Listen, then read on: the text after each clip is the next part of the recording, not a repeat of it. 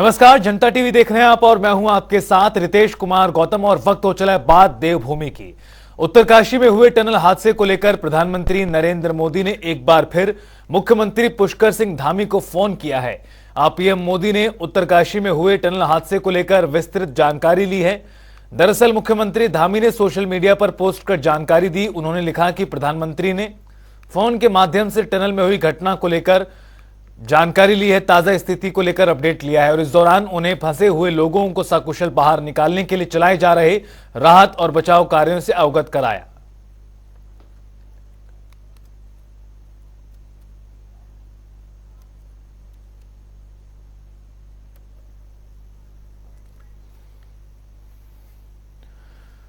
तो वहीं टनल में फंसे श्रमिकों के रेस्क्यू के लिए मणिकांत मिश्रा कमांडेंट एसडीआरएफ के नेतृत्व में रात भर राहत और बचाव कार्य जारी रहा।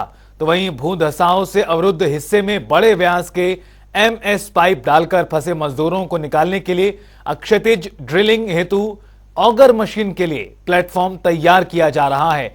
900 mm व्यास के पाइपों से लदे ट्रक मध्यरात्रि से ही सिलकियारा पहुंच रहे हैं।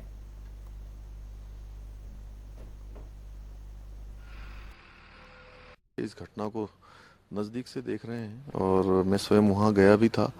प्रभावित जो परिवार के परिजन हैं उन सब से भी मैंने बात की है। जो श्रमिक भाई अंदर हैं उनके पारिवारिक जनों से भी बात हुई है। सभी वहाँ पर कुशल हैं और जो ह्यूम पाइप इत्यादि हैं टेक्निकल टीम उसको लग गई है और जो भी समय लगेगा जल्दी से जल्दी जो है उनकी कुशलता से बाहर आ जाएं, इसी काम में हम सब लोग लगे हुए हैं। और मुझे लगता है कि अभी सभी सकुशल हैं और लगातार उनको भोजन सामग्री और पानी और साथ में ऑक्सीजन की सप्लाई हो रही है। सभी लोग लगातार उस पर नज़र बनाए हुए हैं। भारत सरकार से लगातार बात हो रही है। माननीय प्रधानमंत्री जी स्वयं सारी घटना को नज़दीक से देख रहे हैं, जानकारी प्राप्त कर रहे हैं और जहाँ भी जिनको निर्देश होने हैं वहाँ से हो चुके हैं। और हमने ये भी कहा है कि चूँकि टनलों का काम हमारे उत्तराखंड में बहुत ज़्यादा है, जगह जगह पर टनल बन रही है, इसलिए निकट भविष्य में हम जितनी भी टनल बन रही है उनकी भी सभी की समीक्षा करेंगे। एक बार की सभी टनलें किस प्रकार से सुरक्षित तरीके से आगे भी जो है उन पर काम चले और सुरक्षित तरीके से उनका निर्माण हो, क्योंकि आने वाले समय में ये चुनौतियां हमारे सामने आनी भी हैं और कभी इस प्रकार की घटना होती तो उसके लिए भी त्वरित रूप से जल्दी सहायता मिल जाए, जल्दी से जल्दी उनका समाधान हो जाए। मुख्यमंत्री पुष्कर सिंह धामी का ये बयान आपने सुना। दरअसल एक तरह से वो जानकारी देते हुए किस प्रकार से इस पूरे हादसे को लेकर जो रेस्क्यू ऑपरेशन है वो चल रहा है। कई मोर्चों पर दरअसल पूरा काम किया जा रहा है। एक तरफ जहां आधुनिक मशीनरी के जरिए एक पाइप के जरिए तमाम श्रमिकों को बाहर निकालने का प्रयास होगा और इसको लेकर जो तमाम पाइप हैं वो पहुंचना भी शुरू हो गए देर रात से ही। दरअसल जिस हिस्से में धंसाव हुआ है, टनल टूटी है, वहां पर से जब मलबा हटाया जा रहा है तो ऊपर से और मलबा गिर रहा है। यही कारण है कि अब रणनीति में बदलाव हुआ है और अब इन पाइपों के माध्यम से दरअसल उन तमाम श्रमिकों तक पहुंचा जाएगा और इन पाइपों के जरिए ही उन्हें बाहर निकालने का प्रयास होगा। इसके लिए ड्रिलिंग की आवश्यकता भी पड़ेगी।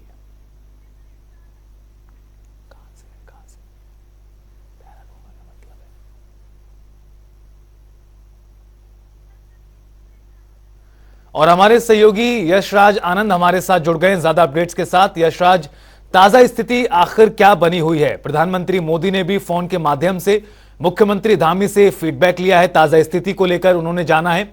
मुख्यमंत्री धामी का कहना है कि पाइपों के जरिए अब श्रमिकों को बाहर निकालने का प्रयास किया जाएगा। 50-55 घंटे से ज्यादा का समय गुजर चुका है। किस प्रकार की कामयाबी अभी तक हासिल हो पाई है तमाम मजदूरों को बाहर निकालने के लिए?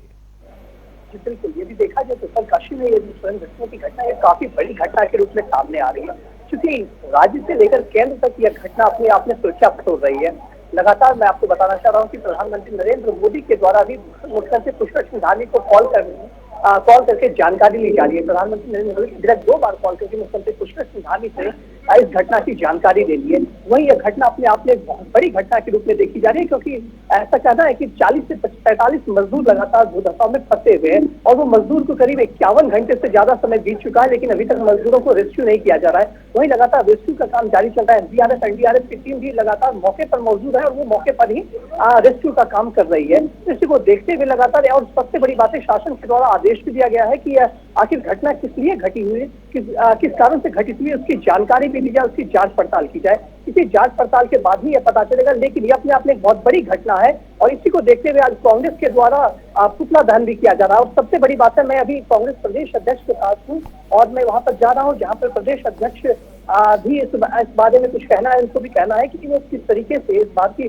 जो घटनाएं यहाँ पर लगातार हो रही है उत्तरकाशी में, जो पहाड़ों पर सुरंग बनाने का काम किया जा रहा है, पहाड़ पर सुरंग बना करके रेल लाइन को निकालने की काम की जा रही है, इस पर प्रदेश अध्यक्ष का क्या कहना है, यह तो प्रदेश अध्यक्ष से ही जानकारी मिलेगी कि प्रदेश अध्यक्ष जो इस पर क्या कहते हैं। लेकिन ये घटना अपने आप में एक बहुत बड़ी घटना है, क्योंकि यहाँ पर लगातार 40 से 45 मजदूर होने की संभावना है, लेकिन कहा जा रहा है कि मजदूरों की संख्या इससे अधिक भी हो सकती है। तो लगातार टीम रेस्क्यू टीम वहां पर काम कर रही है। रेस्क्यू के लिए लगातार टीम गठित की गई है। एसडीआरएफ और एनडीआरएफ की टीम लगातार मौके पर तैनात है। मौके पर तैनाती के साथ साथ ही वहां पर सबसे बड़ी बात है, ऑक्सीजन की भी सप्लाई की जा रही है। ऑक्सीजन की सप्लाई के साथ ही साथ वहां पर खाने की भी पूर्ति की जा रही है।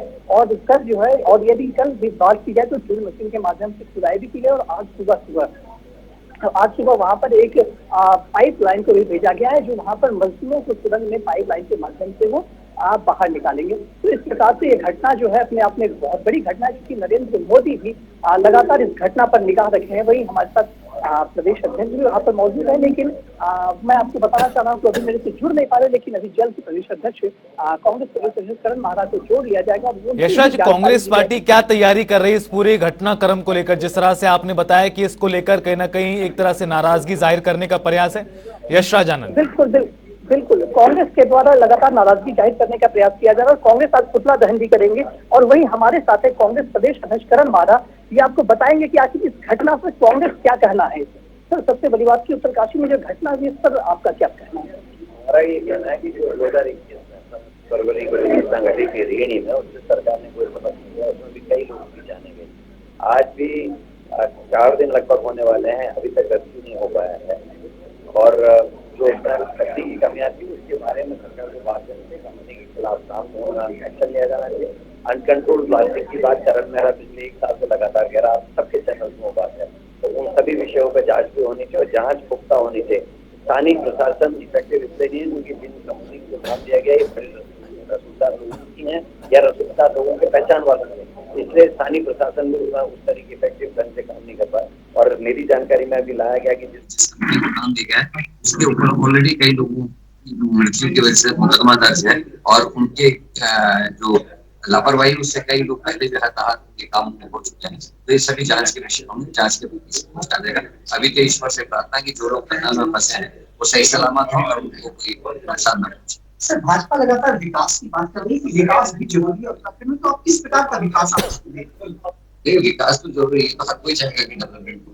आगे पर्यावरण को बचाने में हमारे अस्पताल क्यों ना बने, हमारे रोड क्यों ना बने, हमारे स्कूल क्यों ना बने, हम लोग लगातार उस चीज का अभ्यास भुगत है। लेकिन हाँ, हमारी क्रस्ट कैसी है, पहाड़ के अंदर की जमीन कैसे, भूगर्भीय स्थितियां क्या है, उसका भूगर्भीय वैज्ञानिकों से जानकारी लेने के बाद नए तरीकों से विकास होना चाहिए, जिससे प्रकृति का भी नुकसान ना हो और जो हमारे को जिन चीजों की आवश्यकता वो भी ना।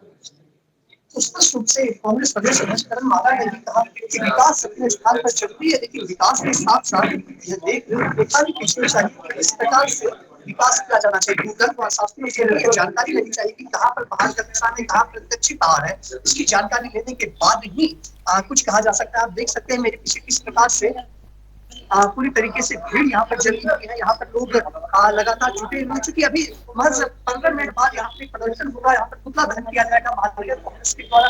पुतला दहन में वो कर रहे हैं कि पुतला दहन के बाद यशराज, लेकिन एक सवाल यहाँ पर खड़ा हो सकता है, जब मजदूरों को निकालने का काम जारी है, सब जानते हैं कड़ी मशक्कत यहाँ पर की जा रही है, कई चुनौतियां तमाम एजेंसियों को सामने आ रही हैं मजदूरों को बचाने में, और इस बीच कांग्रेस पार्टी की ओर से प्रदर्शन करना ये कितना जायज नजर आ रहा है?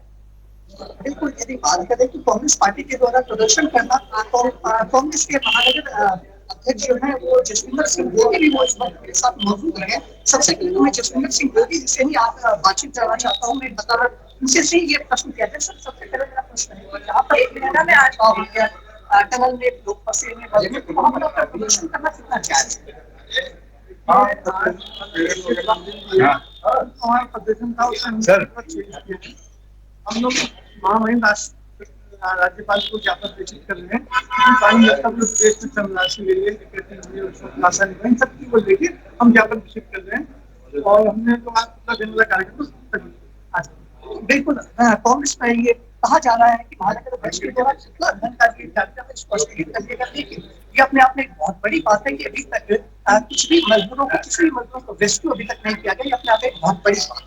जी बिल्कुल यशराज, सवाल अभी भी कई तरह के हैं और सबसे बड़ा सवाल यही बना है कि आखिरकार कितना और वक्त लगेगा, चूंकि 55 घंटे का करीब समय गुजर चुका है। भले ही पानी पहुंचाया जा रहा है, खाद्य आपूर्ति की जा रही है, ऑक्सीजन मुहैया कराया जा रहा है, लेकिन उसके बावजूद भी जो बड़ा सवाल अभी भी बना है, बरकरार है, वो यही है कि कितना और वक्त लगेगा, चूंकि इसको लेकर कोई अभी समय सीमा निर्धारित नहीं हुई। कुछ लोगों का कहना है 2 से 3 दिन और लग सकते हैं, कुछ कह रहे हैं 24 से 30 घंटे का वक्त और लग सकता है। ऐसे में क्या कोई अभी तक जानकारी आ पाई कितना वक्त और लगेगा, और जो स्टील पाइप डाले जाएंगे उसको लेकर काम कहां तक आगे बढ़ा है? जी बिल्कुल, जैसा कि बात की जाए कितना दिन और या कितना समय और लगेगा, तो इसके विषय में भी कहना बहुत मुश्किल हो जाएगा, क्योंकि जानकारी तो नहीं आ रही कि कहीं कुछ कहा जा रहा है कि 24 घंटे में रेस्क्यू कर लिया जाएगा सभी मजदूरों को, और वहीं कहा जा रहा है कि 2 से 3 दिन लगेगा। लेकिन यदि 2 से 3 दिन की बात आ जाती है तो अपने आप में काफी खतरनाक बात होगी, क्योंकि मजदूर को फंसे 51-50 घंटे से ऊपर हो चुके हैं, 55 घंटे के आसपास होने चले हैं मजदूरों को फंसे हुए। और उनके मजदूर जब फंसे होते हैं तो उनके अंदर एक भय का भी वातावरण रहता है, सभी सहमे हुए होते हैं मजदूर। ऑक्सीजन पानी की कितनी भी बात है सप्लाई करते हैं, ऑक्सीजन का सप्लाई किया जा रहा है, ठीक है, वो अलग बात है, खाना पीना दिया जा रहा है, वो अलग बात है। लेकिन कभी कभी देखा क्या जाता है कि भय के कारण भी मजदूरों की मौत हो जाती है, लोगों की मौत हो जाती है। तो कहीं यह ना हो जाए कि किसी के भय के कारण। बिल्कुल यशराज, हम ऐसी उम्मीद करेंगे कि तमाम जो मजदूर हैं, जो श्रमिक फंसे हुए हैं, वो सकुशल हों, चूंकि अभी तक की जानकारी के अनुसार सभी के सभी सुरक्षित हैं और बहुत जल्द उन्हें बाहर भी निकाल लिया जाएगा, इस तरह की उम्मीद हम कर रहे हैं। बहुत बहुत शुक्रिया आपका तमाम जानकारी देने के लिए। उधर आपको बता दें कि भाजपा के राष्ट्रीय अध्यक्ष जेपी नड्डा आज उत्तराखंड का दौरा कर रहे हैं। दरअसल शाम 5:30 बजे जौली ग्रांट एयरपोर्ट पर पहुंचेंगे नड्डा। हिमाचल से हरिद्वार जाएंगे बीजेपी के राष्ट्रीय अध्यक्ष। गौरतलब है, आपको बता दें कि उनकी बुआ का निधन हुआ था कल, और अब अस्थि विसर्जन के कार्यक्रम के लिए उत्तराखंड आ रहे हैं। आज हरिद्वार जाएंगे। अस्थि विसर्जन कार्यक्रम में मुख्यमंत्री पुष्कर सिंह धामी भी शामिल होंगे। जेपी नड्डा का आज उत्तराखंड दौरा, शाम 5:30 बजे जौली ग्रांट एयरपोर्ट पर पहुंचेंगे। और आपको यह भी बता दें कि उत्तराखंड के मुख्यमंत्री पुष्कर सिंह धामी भी मौजूद रहेंगे। दरअसल उनकी बुआ, जिनकी उम्र 104 बरस थी, उनका कल निधन हुआ था, और उनके निधन के बाद जो अस्थि विसर्जन का कार्यक्रम है उसके तहत आज उत्तराखंड पहुंच रहे हैं भारतीय जनता पार्टी के राष्ट्रीय अध्यक्ष जेपी नड्डा, और शाम 5:30 बजे पहुंचेंगे उत्तराखंड। हिमाचल से हरिद्वार जाएंगे बीजेपी के राष्ट्रीय अध्यक्ष।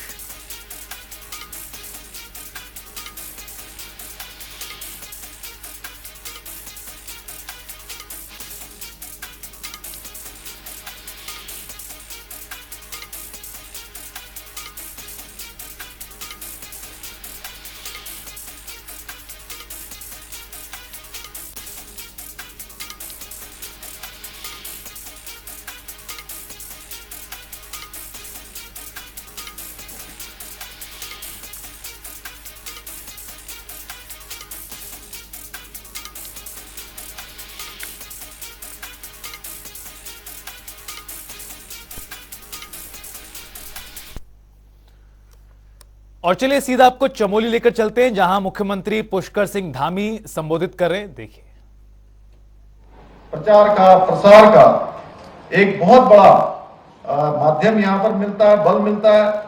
वहीं हमारी नई पीढ़ी भी हमारी जो समृद्ध, जो सांस्कृतिक धरोहर रही है, जो हमारी विरासत रही है और हमारी जो परंपराएं रही हैं, वो पीढ़ी दर पीढ़ी आगे बढ़ती है। भाइयों बहनों, ये मेले कहीं ना कहीं हमारा जो सामाजिक ताना बाना है उसको बुनने में भी बहुत मदद करता है, और सामाजिक और जो व्यवहारिक दायरा है वह भी इन मेलों के माध्यम से बढ़ता आया है। हमारे देश में और विशेष रूप से उत्तराखंड में अधिकतर मेले सांस्कृतिक जो मेल मिलाप हैं उसका एक माध्यम रहे हैं। और गोचर का जो मेला है वो विशेष है, क्योंकि ये मेला जहां सांस्कृतिक रूप से अपनी एक छटा बिखेरता है, वहीं आर्थिकी को मजबूत करने का भी, यानी कि व्यापार को भी बढ़ाने का एक बहुत बड़ा सहायता करता है। एक और जहां इस मेले में हमारी जो झांकियां हैं वो उत्तराखंड की विशिष्ट बहुआयामी जो हमारी संस्कृति है उस संस्कृति को दर्शाती है, वहीं हमारे सरकार के अधिकांश विभागों के द्वारा जो काम राज्य के अंदर संचालित किए जा रहे हैं या जिन कामों को किया जा रहा है उनको दर्शाया भी और प्रदर्शित भी किया जाता है। भाइयों बहनों, मैं आज के अवसर पर आप सबको बताना चाहता हूं कि हमारे प्रधानमंत्री आदरणीय मोदी जी के नेतृत्व में आप सबके आशीर्वाद से उत्तराखंड के इतिहास में पहली बार राज्य स्थापना के 23 साल पूरे हो गए। इन 23 सालों में हर बार चुनाव होता था, एक चुनाव के बाद दूसरे चुनाव में सरकार बदल जाया करती थी। पहली बार आप सबके आशीर्वाद से हमको लगातार दूसरी बार आप सबकी सेवा करने का अवसर मिला। मैं इसके लिए भी आप सबका धन्यवाद करना चाहता हूं। और डबल इंजन की जो सरकार है वो प्रदेश के विकास के हर क्षेत्र में काम कर रही है, हर प्रकार के प्रयत्न कर रहे हैं। हमारा लक्ष्य है, हमारा उद्देश्य है, हमारा संकल्प है, जो राज्य का घरेलू सकल उत्पाद है उस राज्य के घरेलू सकल उत्पाद को बढ़ाना, जिसके लिए औद्योगिक विकास हमारा बहुत महत्वपूर्ण है, जिसके बारे में अभी आदरणीय महेंद्र भट्ट जी ने यहां से बताया, मैं आप सबके सामने रखना चाहता हूं। हम लोगों ने भी डेस्टिनेशन उत्तराखंड, एक डेस्टिनेशन उत्तराखंड के नाम से इस बार ग्लोबल इन्वेस्टर समिट यानी कि एक वैश्विक निवेशक सम्मेलन देहरादून में आयोजित करने का निर्णय लिया था।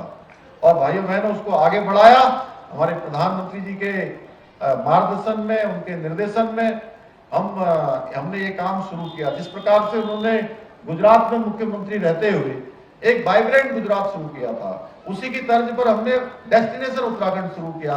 हम देश में विदेश में अनेकों स्थानों पर लोगों के बीच में गए और उनको हमने ये बताया कि उत्तराखंड में कितने प्रकार की विशेषताएं हैं, कितना एक यहाँ का जो हमारा पर्यावरण से लेकर तमाम प्रकार की जो संभावनाएं हैं, जो हमारी संस्कृति है।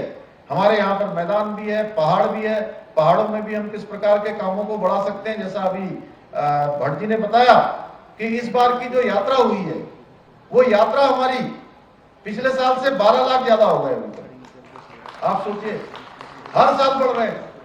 और हम लोगों के बीच में गए, हमने कहा कि आइए उत्तराखंड में आप निवेश करिए, उत्तराखंड के अंदर अपना उद्योग लगाइए, पहाड़ों में आप अपना व्यापार बढ़ाइए, उद्योगों को लगाइए। और हमारे सभी नौजवान भाई बहनों को, जो हमारे नौजवान भाई काम करने के लिए देश दुनिया के दूर दराज के क्षेत्रों में जाते हैं, उनको हमारे घर पर ही काम मिलेगा, हमारे यहाँ उद्योग बढ़ेंगे, हमारे यहाँ की आर्थिकी बढ़ेगी। और उस काम को बढ़ाने के लिए हम लोगों के बीच में गए। और मुझे आपको बताते हुए खुशी हो रही है कि अभी हमारा सम्मेलन 8 और 9 दिसंबर को देहरादून में होने वाला है, लेकिन उससे पहले ही हमारे 1,25,000 करोड़ के निवेशकों के करार आ चुके हैं अभी तक। और ये संख्या लगातार बढ़ने वाली है। और जो निवेशकों की लंबी लाइन लगी हुई है, और हमने कहा है हम उन्हीं निवेशकों को प्राथमिकता देंगे जो हमारे यहाँ के नौजवानों को, युवाओं को ज्यादा से ज्यादा रोजगार देने का काम करेंगे, उत्तराखंड राज्य के जो हित में होंगे।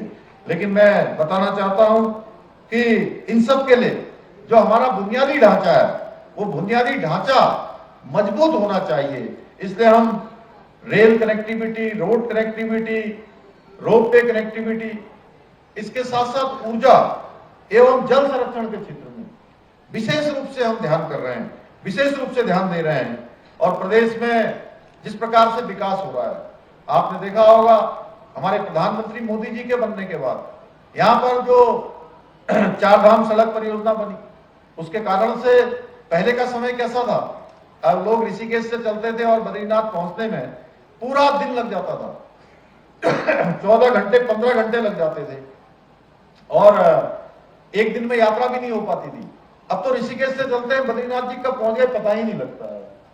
कर्णप्रयाग रुद्रप्रयाग तो बहुत ही आसान है, वो तो 3-4 घंटे में ही पहुंच जाते हैं रुद्रप्रयाग तक। श्रीनगर तक तो और 2-2.5 घंटे में पहुंच जाते हैं। क्यों मनोज भाई साहब, ऐसा ही है। तो इस प्रकार का काम और ऋषिकेश कर्णप्रयाग रेल लाइन का काम, 125 किलोमीटर की जो ऋषिकेश कर्णप्रयाग रेल लाइन है।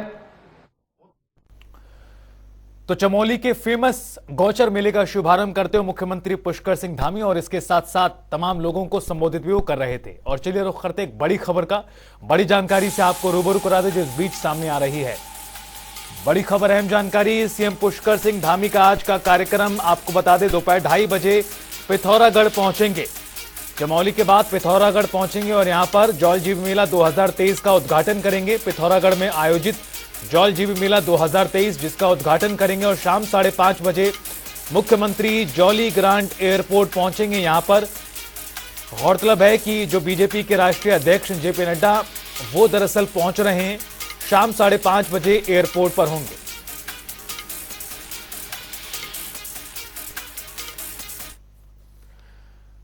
और फिलहाल इस बुलेटिन में इतना ही। वक्त तो चला छोटे से ब्रेक का, फौरन हाजिर होंगे। आप देखते रहिए जनता टीवी।